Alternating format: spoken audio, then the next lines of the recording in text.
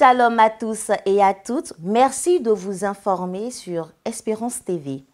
Démarrons cette édition avec la visite du bishop Benjamin Boni à la cité BNI de Songon.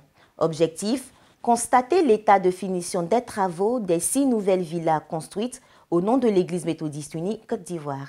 Les détails avec Emmanuel Abali. Son éminence, Bishop Benjamin Boni, s'est rendu ce mardi 12 septembre 2023 à la cité BNI à Abadjan. Il était en compagnie de ses plus proches collaborateurs pour la visite de 6 nouvelles maisons acquises par l'Église méthodiste unie Côte d'Ivoire. Ces maisons, composées de 4 pièces chacune, émanent d'un projet de mobilisation de ressources financières initié par le comité finance et administration de la conférence. Après la visite des 5 logements en raison d'un logement déjà occupé, le bishop Benjamin Boni et les pasteurs présents ont confié ces habitations et leurs prochains résidents entre les mains du Seigneur. Que Dieu le Père, le Fils et le Saint-Esprit étendent sa main de grâce jour après jour sur vous et vous bénisse à jamais. Au nom de Jésus-Christ. Amen. Mûri depuis plusieurs années, le comité finance et administration entend mener plusieurs actions de ce genre pour un rayonnement économique de l'Église. Ces villas comptent 4 pièces. Ce sont des villas de 3 chambres salon avec une cuisine moderne et avec un espace traditionnel aménagé. Et ces villas-là permettront à l'Église d'accroître ses ressources. Nous les mettrons à la disposition de l'Église afin d'accroître aussi nos ressources. L'Église aujourd'hui a besoin de ressources et nous devons en faire plus. Le bishop Benjamin Boni a salué l'investissement du corps pastoral et du mouvement national des laïcs dans la réalisation de ce projet. Par ailleurs, il a noté que cet investissement répondra aux besoins logistiques, mais surtout spirituels de l'EMUCI. Nous rendons grâce au Seigneur de ce qui était au stade de projet est devenu réalité. Avec l'accroissement des moyens de l'Église, nous verrons comment multiplier ce genre de réalisation pour le bien de l'Église, pour que l'œuvre de Dieu, qui est avant tout l'œuvre d'évangélisation jusqu'aux extrémités de la terre, de génération en génération, puisse s'accomplir par la puissance du Saint-Esprit au nom de Jésus-Christ qui accompagne son Église. À Dieu toute la gloire au nom de Jésus. Amen. Il faut signifier que cette œuvre est une action collégiale de laïcs et de pasteurs. S'appuyant sur le socle qui est Jésus-Christ, l'Église méthodiste unie Côte d'Ivoire entend faire d'autres exploits. Tout près d'Abidjan, précisément dans le circuit de Bonois, après cette promesse faite, les fidèles de la communauté méthodiste de cette localité ont joint l'acte à la parole. Ils ont offert des terrains aux 9 pasteurs méthodistes issus de cette partie de la Côte d'Ivoire. Raphaël Dompé nous en parle.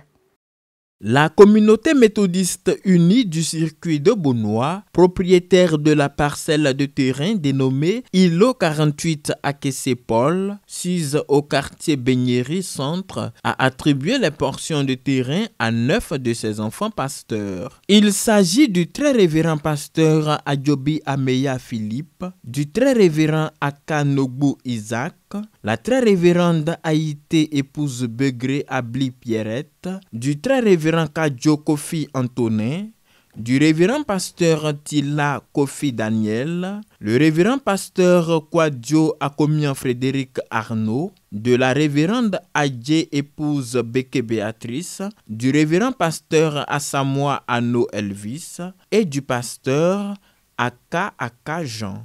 La remise officielle des attestations d'attribution provisoire de l'eau a fait l'objet d'une cérémonie. Cette attribution est une promesse faite par le peuple abouré et ivé de Bonois d'honorer ses fils et filles porteurs de la parole. C'est le patriarche Aka Mathieu, représentant des propriétaires terriens, qui a remis ces attestations d'attribution.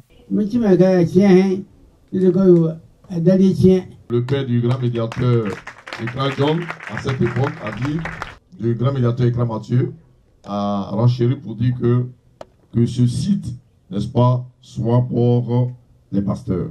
Et avec lui, l'Église n'a pas pu honorer, n'est-ce pas, la promesse qu'elle a elles s'étaient faites, n'est-ce pas, de bâtir une maison pour leurs ouvriers. Et il y a eu un petit froid qui s'est installé, n'est-ce pas, entre les ouvriers, les serviteurs et le peuple. Et c'est à partir de là que nous avons souhaité que tous les pasteurs abourés aient leur lot, n'est-ce pas, leur maison sur ce site. Ces 9 pasteurs abourés sont heureux de recevoir ces lopins de terre pour habitat, ce qui contribuera à l'amélioration de leurs conditions de vie et de travail. Je dois vraiment bénir le Seigneur parce que ce qui nous a donné de vivre à ce jour est quelque chose d'inédit, de promesses et de vœux réalisés pour la gloire de Dieu. Je me rappelle encore vraiment les moments de liesse du peuple autour de moi, surtout lorsqu'est venu le temps de la consécration et puis lorsqu'est venu le temps du culte d'action de grâce. C'était le 11 août 1990. Les parents, de façon prophétique, ont dit que puisque c'est leur premier fils qui vient pour être pasteur, ils vont réaliser une maison pour lui. Et les autres pourront recevoir leur part des lots. Et depuis lors, j'étais en prière pour que Dieu vraiment réalise cette promesse. On aurait pu avoir ces lots depuis longtemps, mais le temps de Dieu est le meilleur.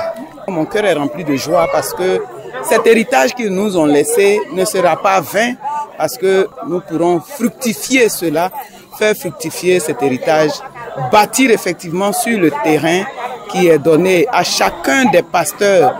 Je voudrais aussi dire merci à nos parents qui ont pensé cela. Je n'ai pas encore vu ça quelque part. Il faut le rappeler, le tout premier pasteur originaire de Bonois est le très révérend pasteur Philippe Adjobi, surintendant du district Abidjan Sud. Et c'est sous le très révérend pasteur Isaac Akanobu que la promesse d'attribution des portions de terrain aux pasteurs a été faite.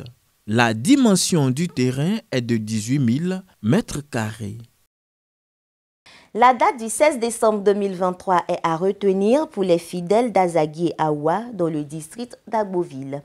Ils sont de plein pied dans les préparatifs de la dédicace de leur temple, un édifice qui va servir de lieu de culte pour l'adoration du Seigneur. Raphaël Dompé. Valoriser la mission sacerdotale par la multiplication de lieux de culte en vue de l'évangélisation, telle est la vision de l'Église méthodiste unie Côte d'Ivoire. Pour ce faire, le premier responsable de l'Église, Bishop Benjamin Boni, a instruit les fidèles, pasteurs et laïcs, quant à l'utilité de bâtir un édifice à la gloire de Dieu. Le temple d'Azagui Awa, en plein chantier dans le district d'Agboville, répond à cet objectif. Un joyau architectural bâti sur un espace de 646 mètres carrés que les fidèles de la localité s'apprêtent à dédier à l'honneur et à l'adoration du Dieu Tout-Puissant. Tout est mis en œuvre pour achever les travaux de construction avant la consécration du temple. Avec le développement d'Azagui, les parents ont trouvé ce site et ils ont construit en tôle un temple qui après a été détruit et reconstruit en terre battue. Après cette étape, le temple a été construit en dur. On venait à l'église et beaucoup de fidèles suivaient le culte, mais au dehors. Nous avons donc agrandi le temple. Et c'est ce temple agrandi que vous constatez maintenant. Actuellement, nous continuons les travaux de construction en vue de la dédicace, que chaque fidèle ici dans ce temple soit toujours à l'œuvre pour le Seigneur. Les membres de la communauté, clergés et laïcs, sont mobilisés pour la réussite de cette œuvre divine. Nous sommes sur le parvis du temple Azagui Awa. Il faut dire que c'était un grand projet. Aujourd'hui, nous voyons la chose qui se profile à l'horizon. Déjà, vous pouvez constater les caroleurs en train d'achever les travaux de carrelage du temple. Tout est presque prêt, nous sommes à l'étape de finition. Nous profitons donc de l'occasion qui nous est offerte pour appeler les fils et les filles d'Azagui Awa venez pour qu'ensemble nous puissions mettre la main à la pâte pour achever ce bel édifice que nos dévanciers ont initié. Déjà, les pagnes sont disponibles à raison de 6 000 francs le morceau. Nous l'avons en couleur rouge, en couleur bleue et en couleur verte. 800 places assises, c'est la capacité d'accueil de cet édifice religieux. Sa dédicace est prévue le samedi 16 décembre 2023. Rappelons que la communauté méthodiste d'Azaguié-Awa existe depuis 1921. Poursuivons ce journal avec la page internationale. En Italie, au Vatican, un groupe de femmes s'est réuni le 4 octobre dernier pour manifester en vue de réclamer l'ordination des femmes parce que longtemps exclues des hautes instances de décision de l'Église catholique. Un groupe de manifestants s'est rassemblé sur la place Saint-Pierre au Vatican pour réclamer l'ordination des femmes mercredi. Ce rassemblement avait lieu en marge d'une messe consacrée à l'avenir de l'Église catholique, célébrée par le pape François. Nous sommes réunis ici à l'occasion de l'ouverture de la première réunion du synode sur la synodalité à Rome. Nous venons avec notre tente symbolique pour encourager la hiérarchie à agrandir la tente. Pour plaider en faveur des femmes diacres, les manifestants ont déployé, juste avant le début de la messe, une gigantesque banderole portant l'inscription « Ordonnez les femmes ». Stipulant que dans l'Église primitive, les femmes étaient diacres. Depuis des années, elles exhortent ainsi le Vatican à avoir plus de droits dans la gouvernance de l'Église. Mais jusqu'à présent, le pape François refuse d'apporter du changement. Célébration de la fête des tabernacles en Israël, des touristes chrétiens ont été crachés dessus par des juifs orthodoxes pendant qu'ils circulaient dans les ruelles de Jérusalem. Un acte qui a été décrié par les autorités administratives et religieuses de la Terre Sainte. Cette vidéo, diffusée ce lundi dans une rue de la vieille ville de Jérusalem pendant la fête de Soukhot, provoque l'indignation générale.